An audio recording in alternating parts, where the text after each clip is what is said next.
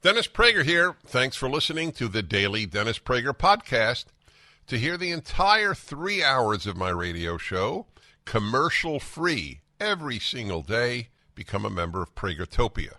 You'll also get access to 15 years' worth of archives, as well as the daily show prep. Subscribe at Pragertopia.com.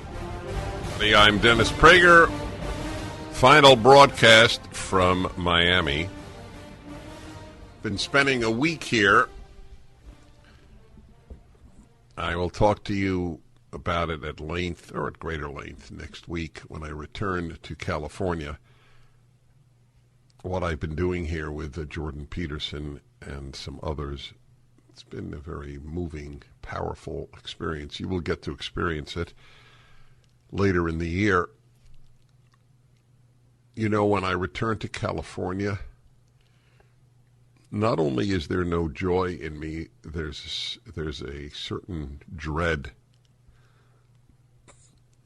If you would have told me when I moved to California in my 20s that I would ever not be excited going back to California, I would have thought you were crazy. If you ever need an example of the left ruins everything it touches, just say California. Of course, you could say America, you can say culture, you can say schools, medicine, but just say California. California, in the American mind, meant freedom, excitement, joy, joie de vivre, joy of living. Now it means fecal matter in the midst of major cities. The emblem of California today might well show poop, human poop, on the street. How do people vote?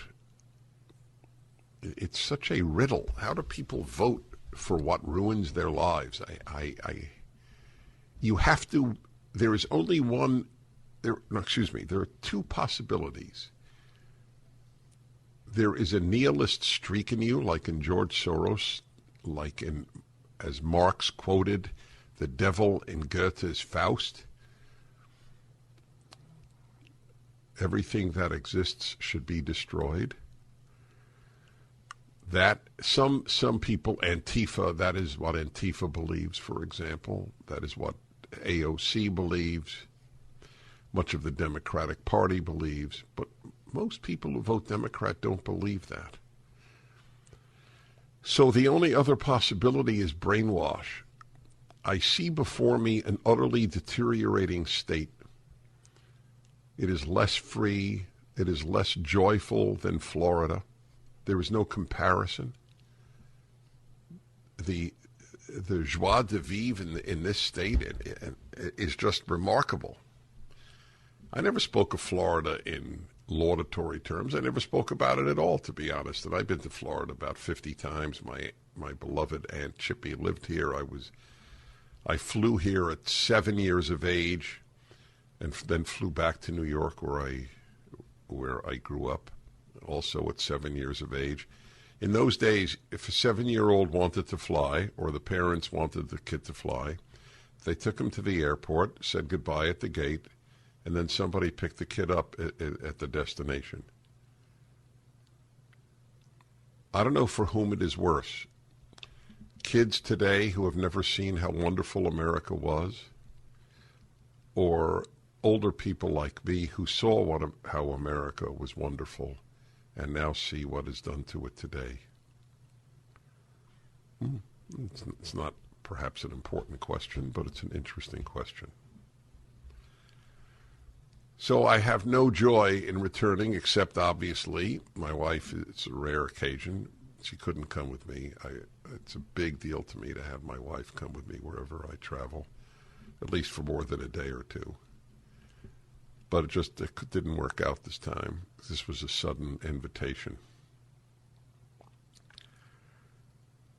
And obviously, I'm very happy to see her. I'm very happy to see my friends, the community that I have helped build up in making a synagogue there. But the thought of going back to California from Florida is like going back to Eastern Europe from Austria during the Cold War, which I did very many times, and that's why I use that analogy. Wikipedia editors feverishly change article on recessions to match Biden talking points. There is such a perfect example that we now have of the left-wing nature of the Democratic Party and all of the media, New York Times, Washington Post. They are Pravda to the Democrats. They are Pravda to leftism. Pravda was a Soviet communist newspaper. A recession had a definition, not anymore, because they would have to admit that there is a recession. I'm not sure it means that much.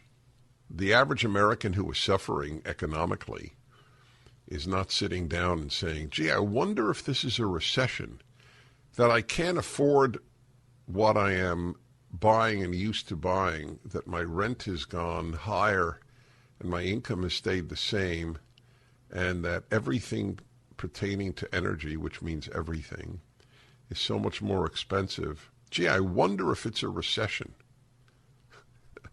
Not sure the average American gives a hoot. I don't even particularly give a hoot. I just give a hoot about truth. An edit war broke out on Wikipedia, Breitbart reports this week, over the definition of recession. As the Biden administration and the corporate media take the unprecedented step of denying the U.S. is in recession, even after 2 consecutive quarters of negative growth, which has been the definition of recession for a very long time. More than 70 edits to the page about recessions were made before the site locked the entry, preventing further changes. The edit successfully de-emphasized the broad consensus definition of recession, 2 consecutive quarters of negative GDP growth, instead parroting the Biden administration's talking points. So let me tell you, it's very important that you know, if you are looking up some historical facts, if you are looking up, as I often do, the keys of, let's say, all of Haydn's quartets, Wikipedia is fantastic.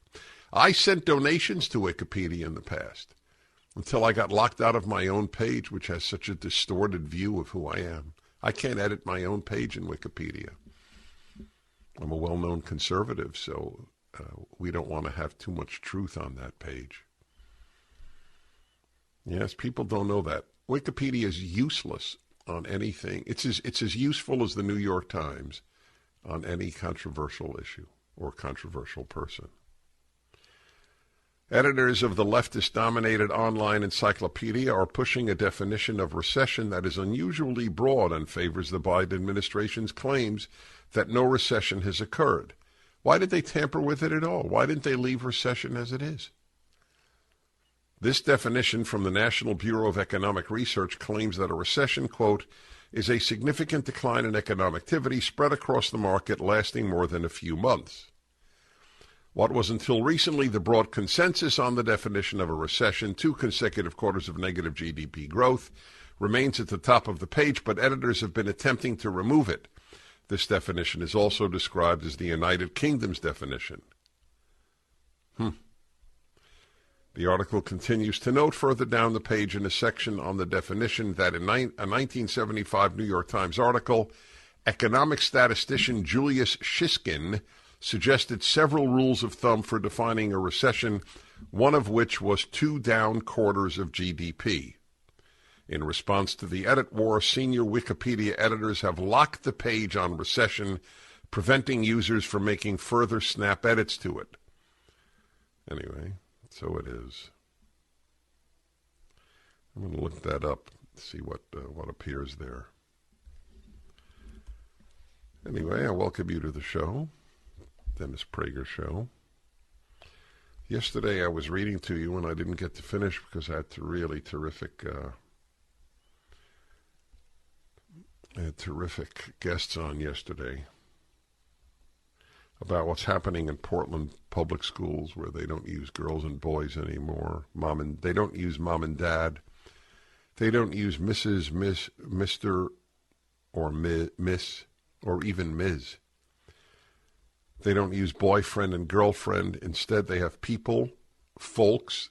They're big on the X, like in Latinx. Guardians, mix. So everybody, there's no Mrs., there's no Miss, there's no Ms., there's no Mr., there's now mix. The attempt to obliterate gender. I may be the only one, or at least the only one I know of. I never think I'm the only one. There's a lot of bright people out there. But I'm the only one I know of who said that when they said gender doesn't matter in the battle for same-sex marriage, it was a very slippery slope.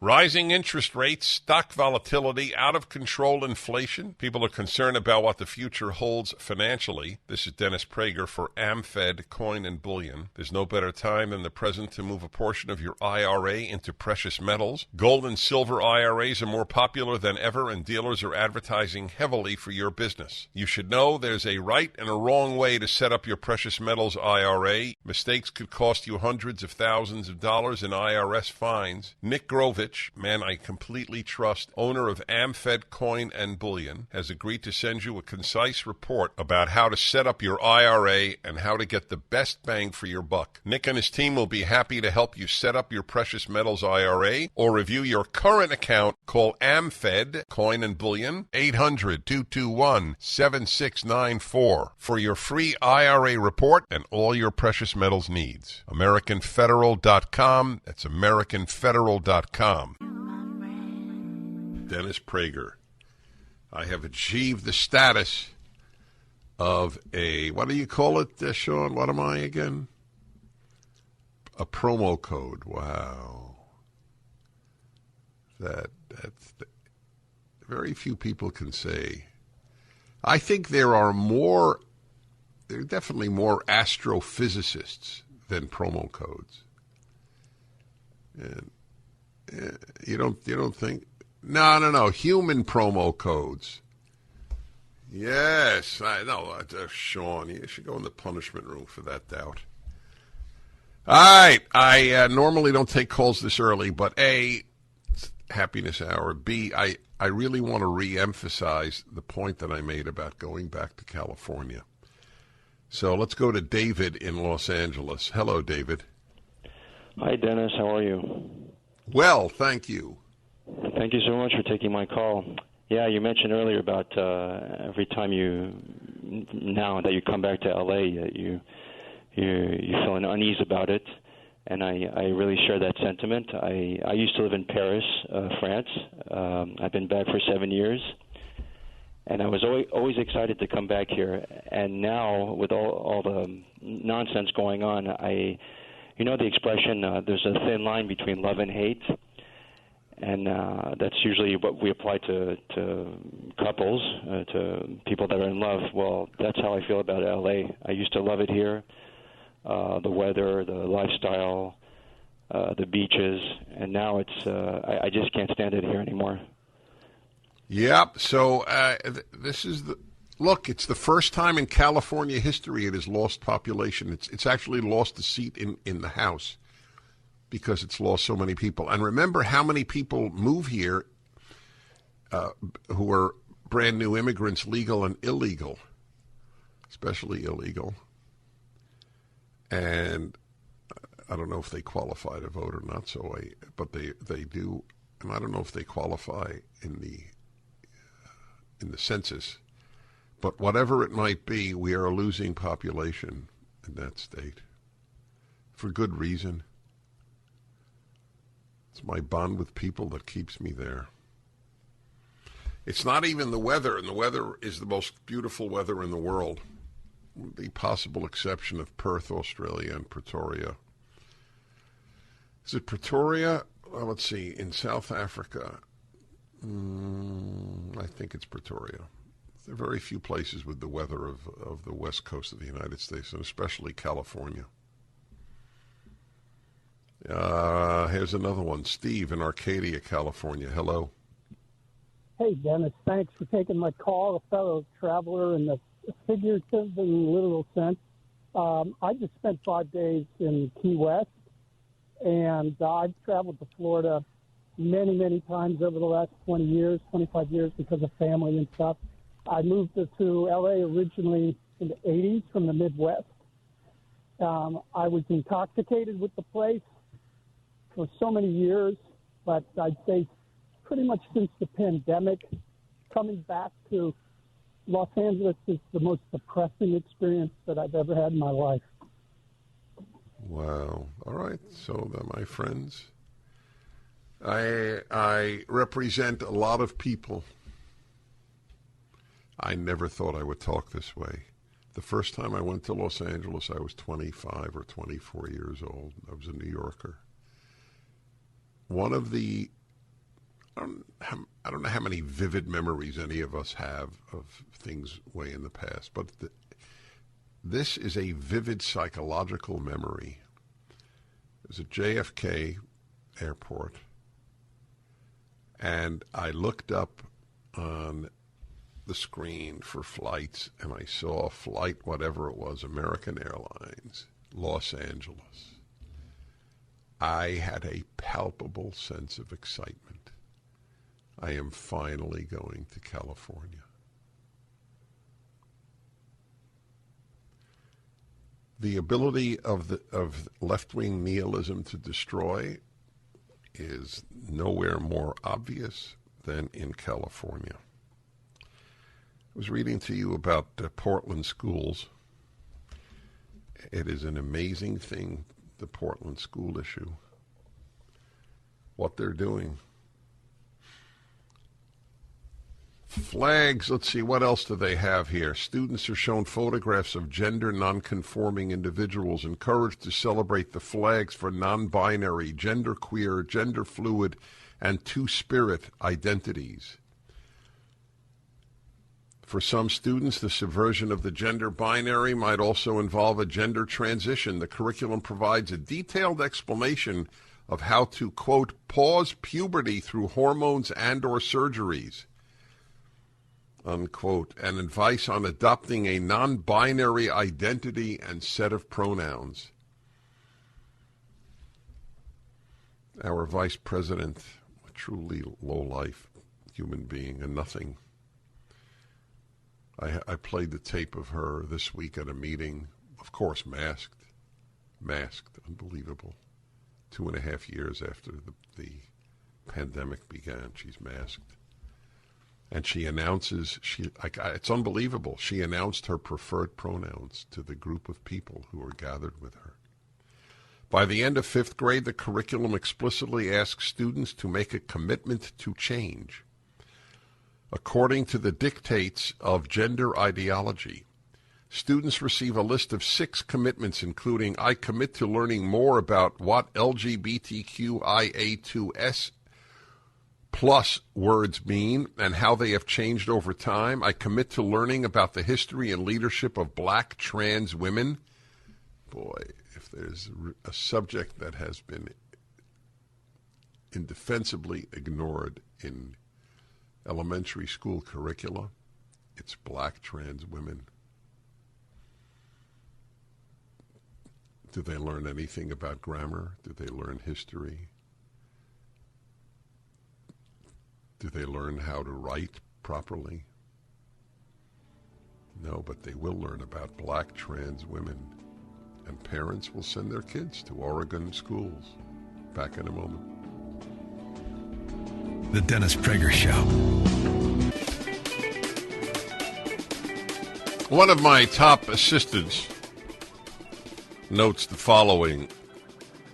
When Reagan, Wilson, and Deukmejian were governors of California, no liberal announced how much they dreaded returning to California. That's right. The Democrats are leftists now, and they destroy everything they touch. Hey, so listen to this, my friends. One of the claims of the left that I heard when I was in graduate school at Columbia University in the 1970s, it's a long time ago,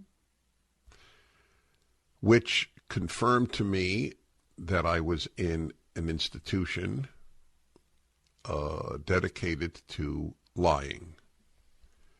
Columbia has deteriorated exponentially since I was there, and it was not committed to much truth when I was there.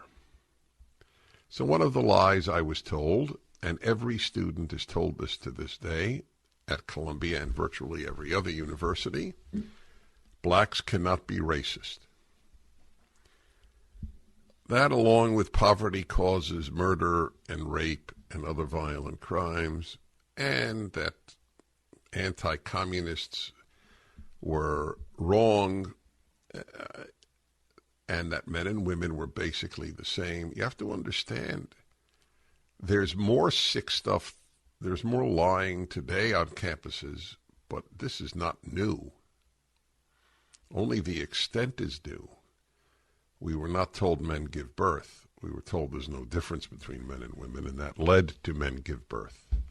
But one of the big ones was blacks cannot be racist.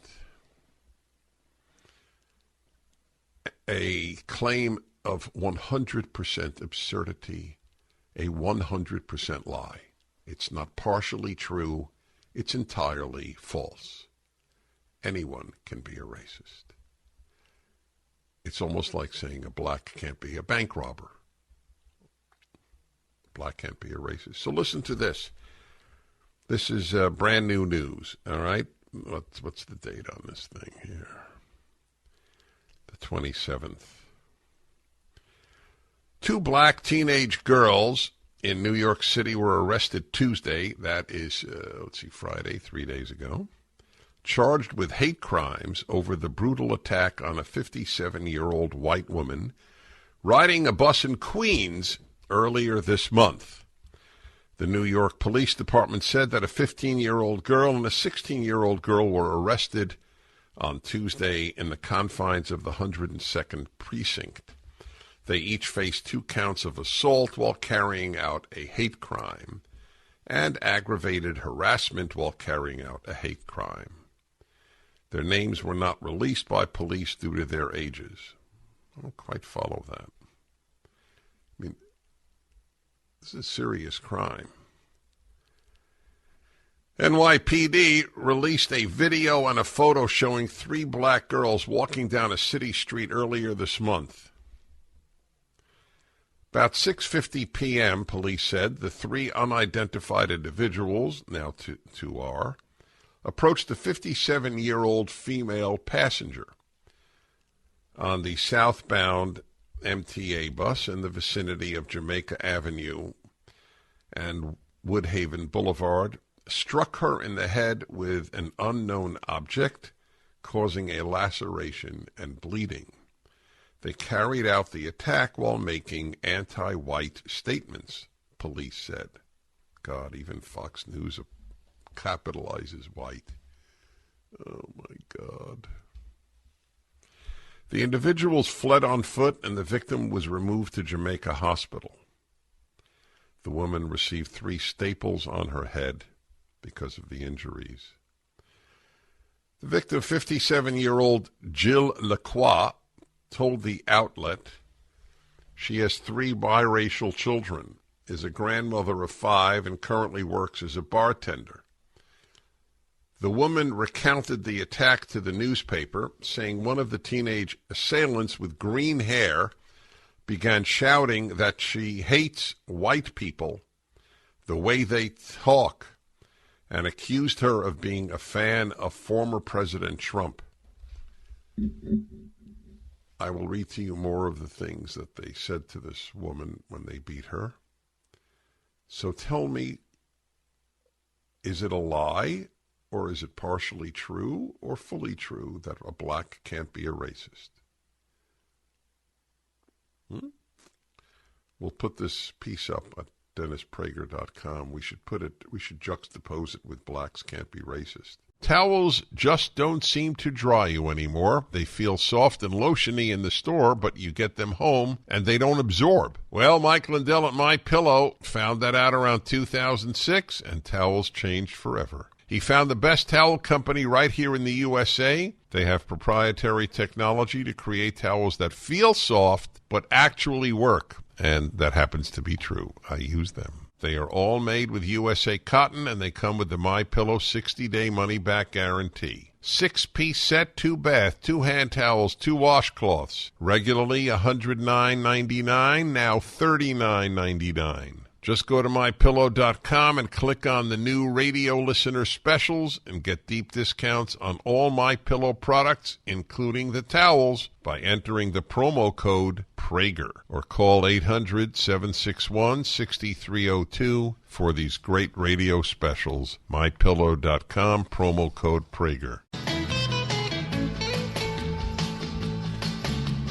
It's the happy hour.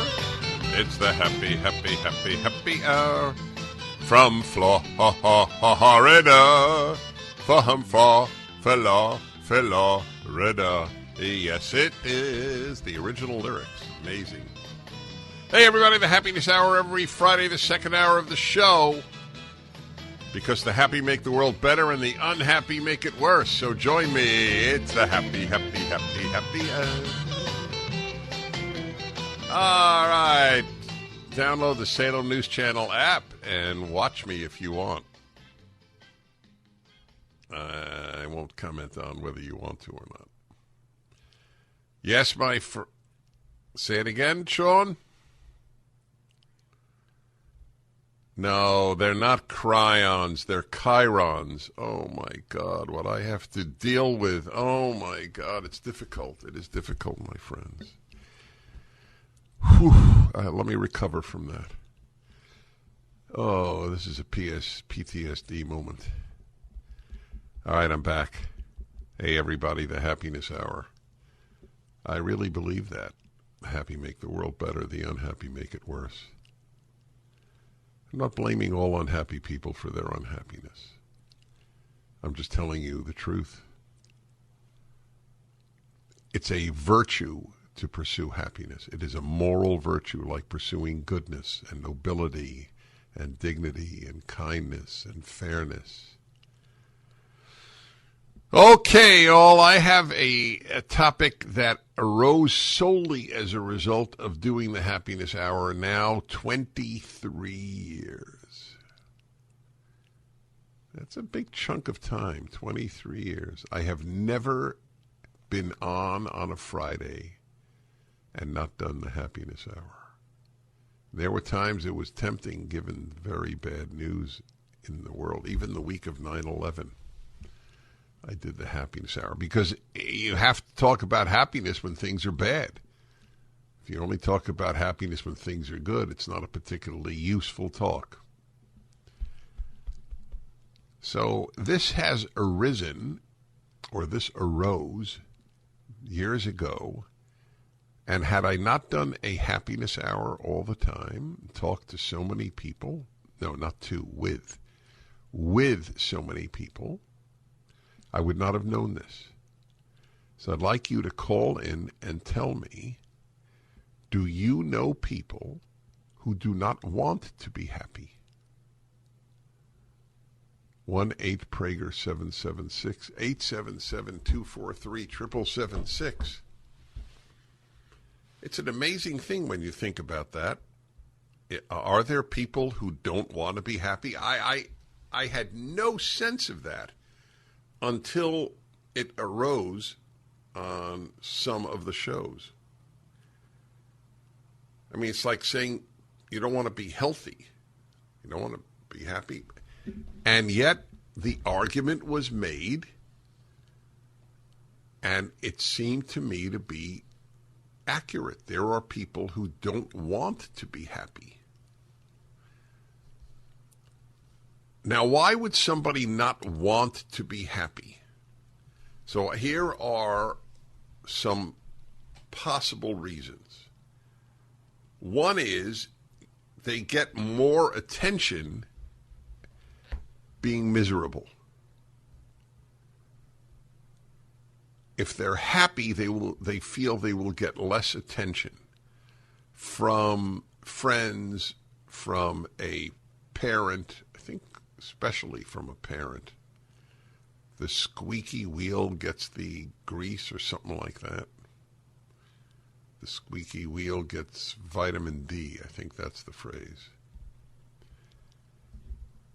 So that could be one reason why people don't want to be happy, because they get more attention. They are, so to speak, rewarded for their being miserable. Another possibility is if they became happy, they would lose their resentments. And people seem to be very attached to their resentments. I'm laughing because the thought to me is so foreign. But I think there's a lot of truth to that. If I am happy, that means I have let go of all these resentments. And they seem to give a lot of people meaning and fill their emptiness. If they have nothing to resent, then there are others for whom that would undermine their whole theory of life, their entire political and social stance. God, if I don't resent America, for example, if I don't resent men, or if I don't resent whites, what happens to me? Oof. I lose my raison d'être. I lose my reason for being. The whole basis of my outlook on life is based on resentment. These are very interesting things to address. Why some people just don't want to be happy. And as I said, I learned that from you. It never occurred to me in all of my thinking about happiness that everybody doesn't want to be happy. That there are people who don't. I just assumed everybody wants to be. I still have to believe most people do, at least in our society. You know, I tell religious people, by the way, Christians and Jews, for that matter, Muslims, any religion. I could apply to Hindus, Buddhists. If you are known to be religiously active in your religion and you are an unhappy person, you are the best advertisement for atheism. Of course. If your religion is so impotent that it cannot make you a happier person, then that's an indictment of your religion.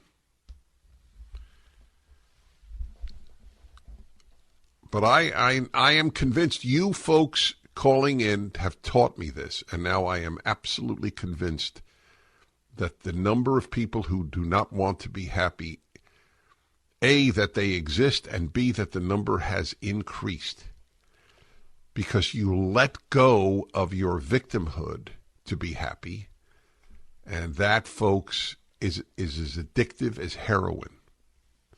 I am a victim is as addictive as drugs, alcohol, gambling, whatever addictions there are out there. I learned this. Well, I learned the idea that not everybody wants to be happy from you. And then these reasons are reasons that I'm offering. If you're unhappy, it means you're not in a constant state of complaining. I have to believe that for some people, complaining is literally part of their nature. Giving up complaining, it's like giving up water and air. There seem to be a lot of reasons now that I have been apprised of the fact that there are people who don't want to be happy. There seem to be a lot of reasons why that may be the case. All right, let's see what you have to say. Nancy in Lake Mary, Florida. Hello. Hello, Hi, Nancy. how are you? All right. Sean, this is about as loud as I have ever heard a call. I'm sorry, I'm on speakerphone in my car. We've actually No, met not twice. your fault. Yeah, go ahead. Yep. We've met twice, once at my synagogue and once at a political event at the Lake Mary Event Center. I was the rare Jewish Republican female that you had met. Hold on. I think we need to celebrate this. A Jewish Republican female. Correct. All right. Let me ask you something. Do you know any other people who fit those criteria? Yeah, we do have a good, pretty decent-sized group of friends here that fit that criteria. Hey, I got to come to Lake Mary. Well, yes, you have been here before. You just come back. I do. All right, hold on. I want to hear your take on people who don't want to be happy. What a joy. Sure, she's happier than many other Jewish females. Promo code Prager. Awesome.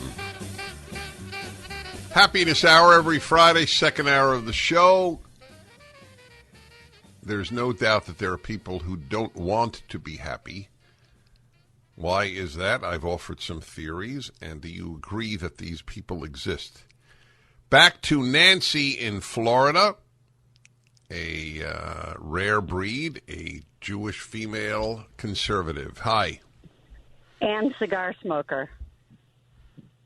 That's even rarer, I agree.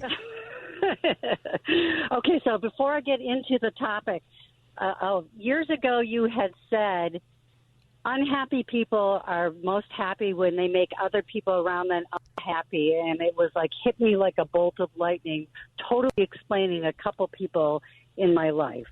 So that was just correct. one of the most profound things you had. Many unhappy people. Hold on. Many unhappy people resent happy people. Yeah. Yes. Exactly. They find them obnoxious. All right. Go ahead. Yeah.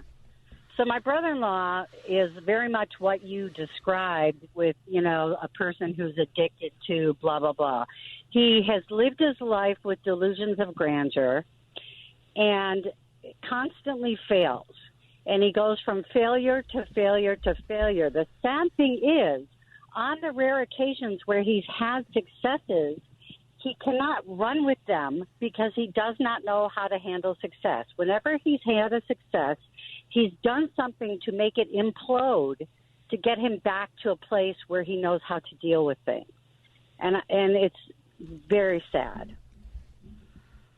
That's fascinating. So I'm curious, is he married? No. I didn't think so. That's it. Has he ever been married? No, he's never been married. Mm-hmm. So how is he your brother-in-law? Is he your husband's brother? My husband's brother, yes.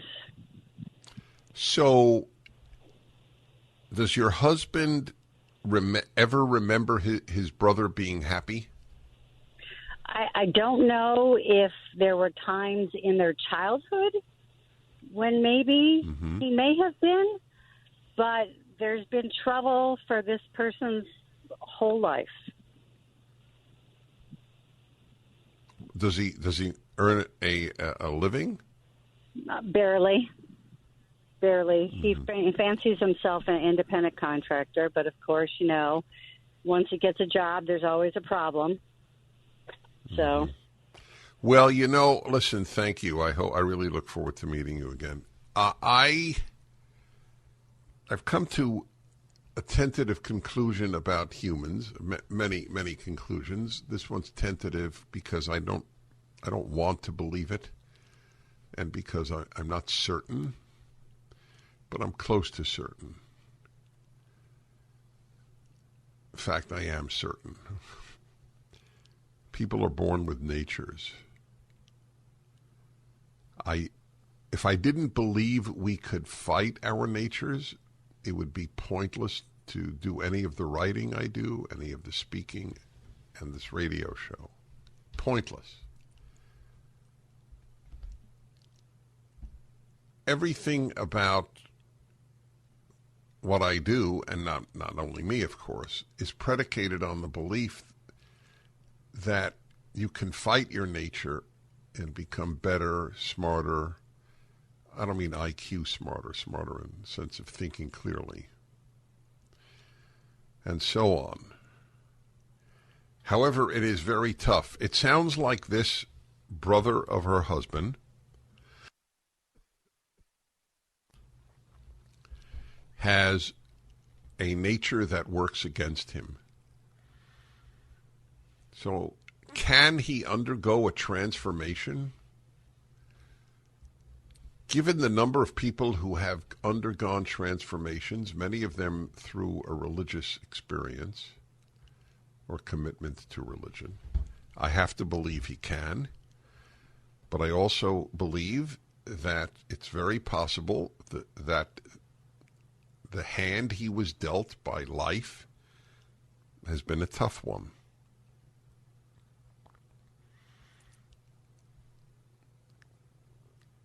He sounds like I hate to use the term, and I don't mean it to hurt him in any way. He's anonymous. Sounds like a loser, and that he doesn't want to be a non-loser. That he has found this niche, and he wears this. It's like sort of like getting used to wearing a hair shirt. All right. Anyway, that was very interesting. Let's see. Chuck in Des Plaines, Illinois. Hello. Hello. Glad to talk to you. You're awesome. Thank you. Well, I don't know, but thank you. Well, been listening to you for quite a while, but anyway, I figuratively lost my wife to COVID when it started. She was a different person. After that, she went out and got her shots without telling me. I was opposed to it. I've been watching the other doctors and virologists, and this isn't right. But anyway, it totally changed her perspective on life. How so? Give me an example. Well, we're going on 49 years of marriage, and her personality has changed. She's a germophobic now. She never was that way, and it just affects everyone around in the family. Oh, you sneeze or this and that. Then her family is all vaxxed, and we couldn't see them at Christmas time or Thanksgiving because we were, my kids and I were carrying unvaxxed. The plague. Yeah. Right. And now her whole family and my wife, they all got COVID. They're all getting it. And I told them that. I said, this is... Yeah, but they have an answer. Their answer is, it doesn't matter. It would have been worse without the vaccine. Yeah. Bing, bing, bing. But they were promised by every authority that the vaccine would prevent them getting COVID. And so they still, everything told to them, no matter how obviously mendacious, meaning lying, false, they believe. Yep. So my heart goes out to you. Such a long marriage since you were 17, if I have your age correct. 18. 18, yeah. So I have a question for everybody on that basis. Here it is. I don't know. I'll do it on another hour, but here is my question. Do we know people if they haven't been tested? This is a brand new question in my life, and I don't have a perfect answer to it, but it's a very important question. Hi, everybody. Can't go swimming in a baseball pool has not been on this happiness hour. Wow. That might be a first in over a decade. Don't hang up, folks. I'd like to at least summarize your call. It's always painful for me because the quality of callers is very high. So let me review. Don't hang up, please. You hang up, I don't see what you want to say. Chicago Jim, he has a friend that does not want to be happy. He says he doesn't deserve to be happy. Wow. I am so intensely curious. In 20 seconds, Jim, tell me, why does he think he doesn't deserve to be happy? Sean, I don't have control over the cursor, unfortunately. I don't know what happened here. Are we still on, Sean?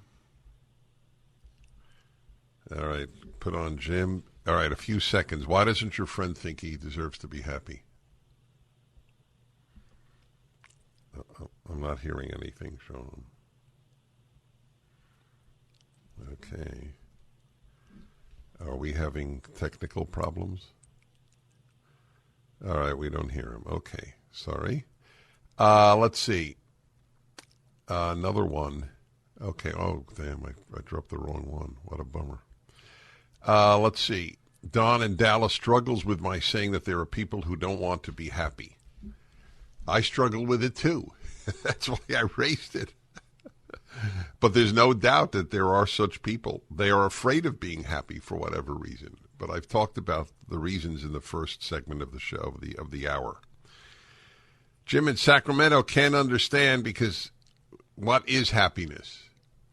So I write in my book on happiness, which you should all read. Happiness is a Serious Problem is the book.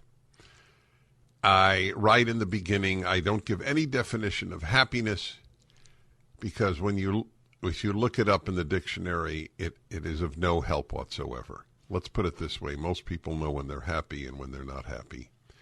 But if this helps, I relate it to inner peace. To me, inner peace and gratitude are the components of happiness. Hayward, California, Melissa, her older sisters live on resentment. She's lost them. That's right. You give up your unhappiness, you give up your resentments. All right, everybody, call now on any subject under the sun, 1-800-776. You want to increase your happiness, go to my new podcast, Dennis and Julie. Look it up on YouTube. You'll love it.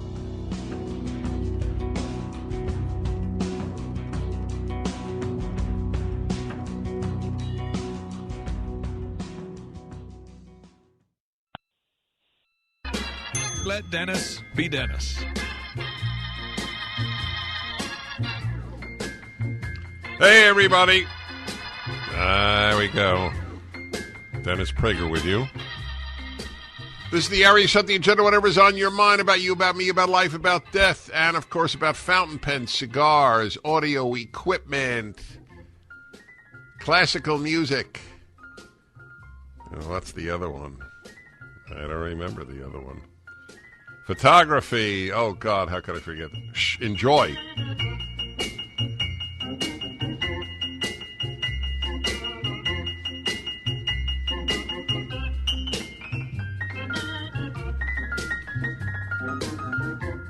Okie doke, everybody. I love this hour. It's whatever's on your mind. By the way, I always announce, and I mean this from the bottom of my heart, do not please feel in any way hurt or offended if I drop your call without taking it. There could be any number of reasons. None of them reflect upon you. In a stronger America, I would never have had to make that announcement. But people are hurt much more easily in our time, which is a big problem. All right, it is what it is, and let's go to your calls here.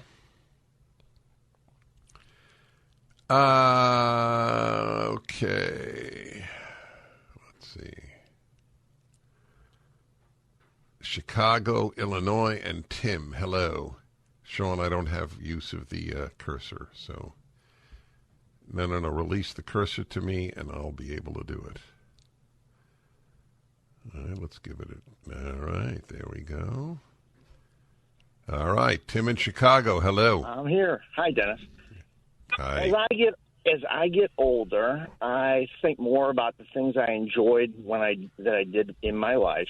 Something simple like stickball in the street or kissing my parents goodnight. There was a last time I did those activities, and I didn't know it. Would it have been better that I knew it at the time, or is it better that I didn't know it for my sanity today? You mean you whether you knew how good it was? No, just whether I knew that was the very last time. There was a time that I kissed my mom for the last time, and she didn't die suddenly, so I didn't know at the time that was the very last time I would kiss her. Would it have been better that I'd known, or is it better that I don't know? Just like playing football on the street. But how could you have possibly known? Well, you're right about that. Well, I guess some people would know because their parent. Well, you know, if you exactly. If your parent is in a hospice or is dying at home. But things I enjoyed so much, I would love to have known that was the last time. It just bothers me that I didn't. Okay. Well, let me just say, if that, I'm sure it isn't something that bothers you more than anything else, but. I don't know why that should afflict anybody at all. But it's an interesting question. If you knew then, this is my last stickball game. By the way, I didn't know you played stickball in Chicago. We did in Brooklyn. This is the last time I'll ever be playing stickball. Well, it would give the moment more meaning than any other stickball game, I guess. It would give that kiss to your parent all that much more meaning. But one way of rephrasing the question is, would we be happier if we knew the future? And I tend to believe not. Anyway, it's a fun question. I appreciate you calling. All right, be well, my friend. Walter, Woodland Hills, California. Hello. Yes, hello, Dennis. I spoke with you last week about our responsibility in the war in Ukraine, and you were going to come back after the break and give me your position. Okay, I will. It's amazing that you got in both weeks in a row. That's a magic dialing, but it can happen.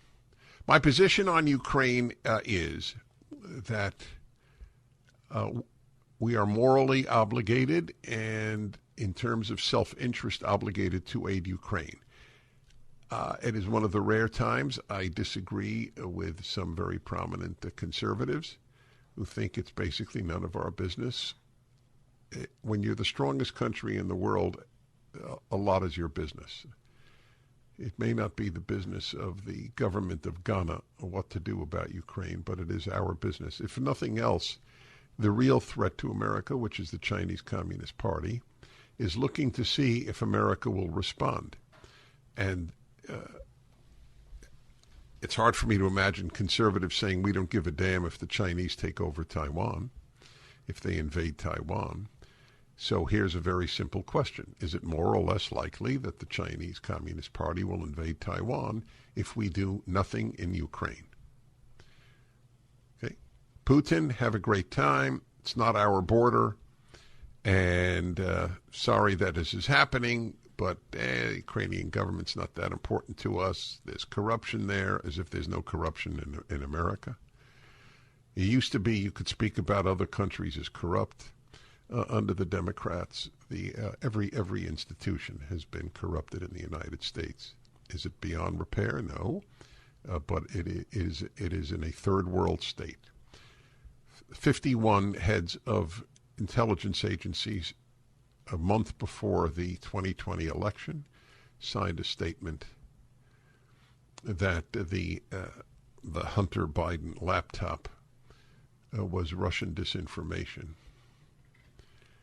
They lied. They simply lied in order to make sure that Biden wins.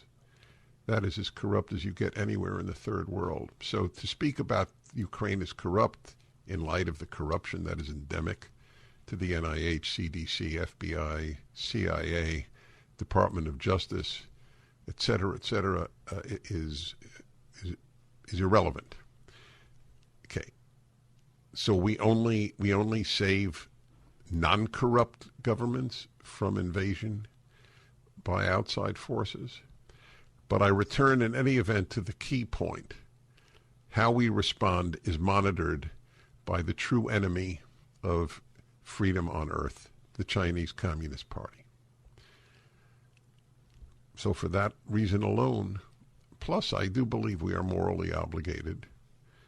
If people believe you're morally obligated, if you're richer, to help the poor, why aren't the stronger more morally obligated to help the weaker?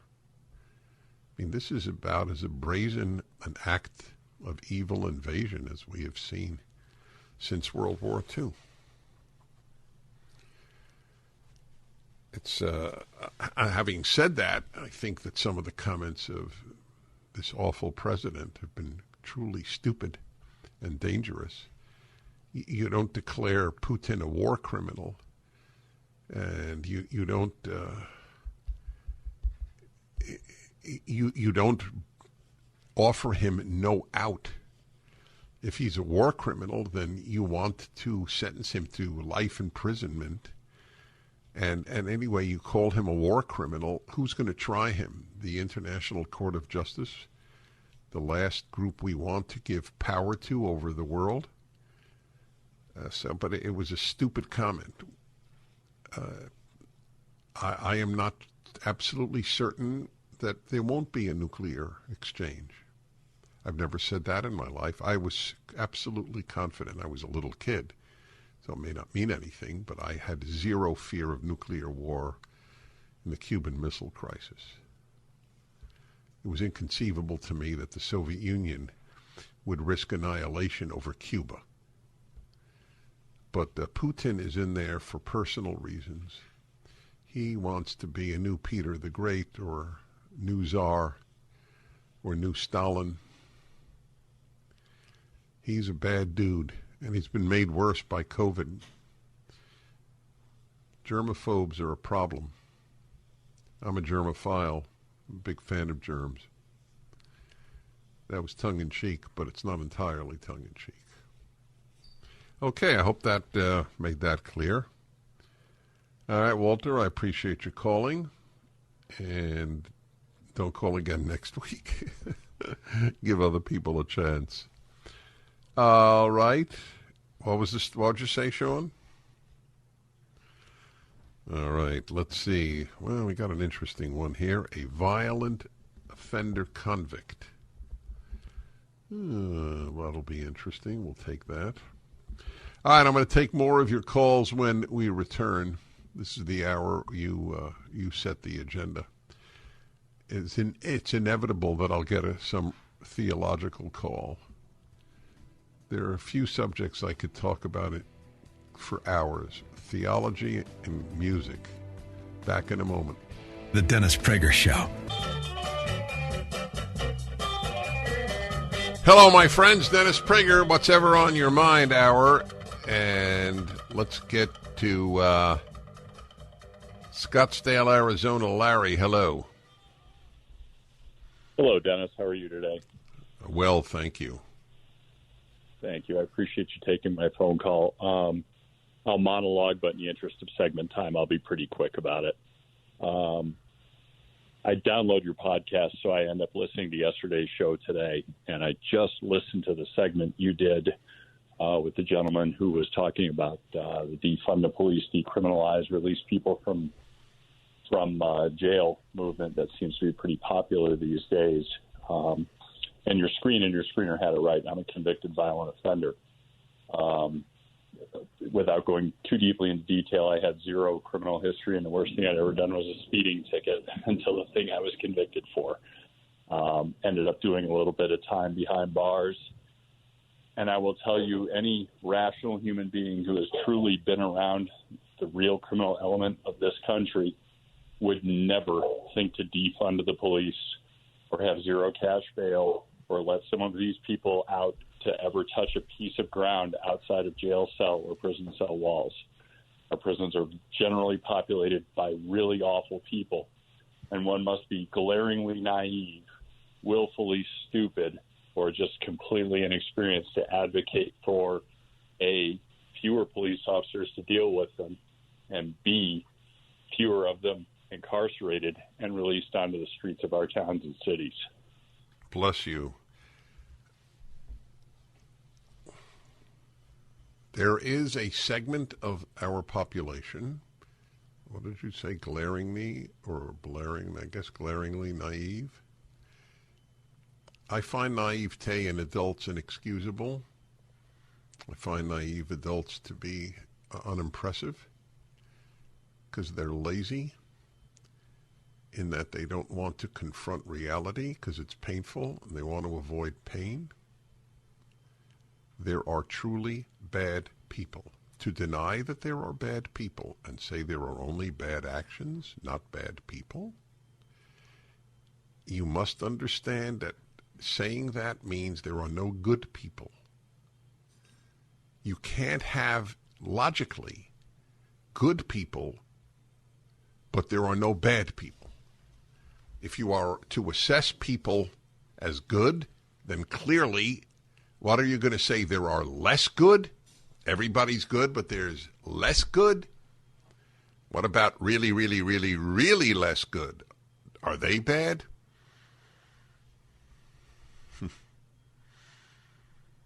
But that's why I am so angry at people who hold that human nature is basically good. It's a desire to stay a child and believe in fairy tales. Actually, I take that back. Fairy tales were very realistic about bad people. So I truly do take back that statement. That's right. And the difference between bad people hurting you and bad people not hurting you are jails and policemen. Sorry. That's the truth. And children, a major factor in leftism, the desire to remain a child, that's why so many aren't marrying or having children, is a big factor in their views. Angela in Medina, Ohio, a place I get a lot of calls from. Hello. Hi. My question today is just, do you believe that God judges our actions by their intent or their outcome? Your theological question for the day. That's a biggie.